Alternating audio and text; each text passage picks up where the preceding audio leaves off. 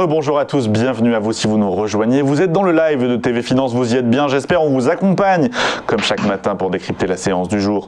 En Europe, séance dans le vert à Paris, deuxième séance de hausse consécutive après le gadin de lundi. Le CAC 40 qui frôle les 6400 points. Une séance de hausse qui pourrait bien évoluer au rythme de nos market movers du jour. Des market movers choisis rien que pour nous, rien que pour vous par Bernard Prats-Desclos, trader pour compte propre. Bonjour Bernard, merci d'être avec nous dans ce live.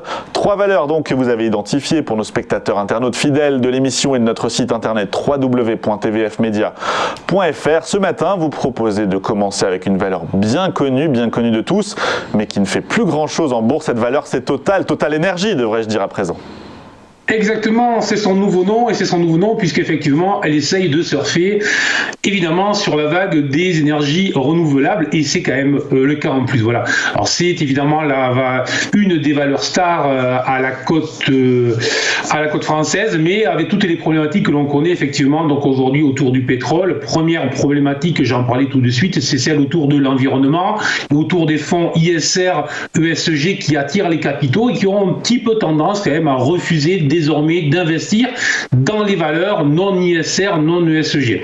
Deuxième problématique de court terme, on a vu là un retournement des prix du pétrole ce week-end après l'accord sur l'augmentation mensuelle de la production à l'OPEP+. Donc là aussi, évidemment, une pression baissière sur les prix et donc sur l'action avec une accélération lundi. Mais en fait, si l'on regarde plus loin, et on le voit très bien sur le graphique que vous avez mis à l'écran, on constate tout simplement que la valeur est en baisse depuis désormais plusieurs semaines.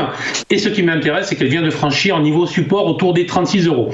Alors, ce franchissement de support est doublement problématique. En fait, il correspond à la fois à la moyenne mobile 200, celle qui est regardée vraiment par tous les gérants de long terme, mais aussi à ce que l'on appelle en analyse technique, à la ligne de coût d'un double top. Là, je parle aux spécialistes de l'analyse technique, mais la plupart de ceux qui s'intéressent à la bourse vont connaître ça, les doubles tops, les lignes de coût.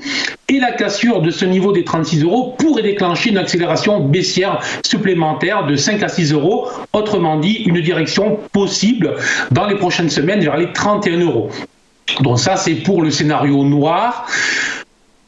Donc il resterait potentiellement 12 à 13% de baisse à réaliser sur le titre. Mais attention, je voulais aussi vous parler d'une nouvelle quand même sur le titre, à savoir que c'est quand même une action qui offre un dividende très intéressant.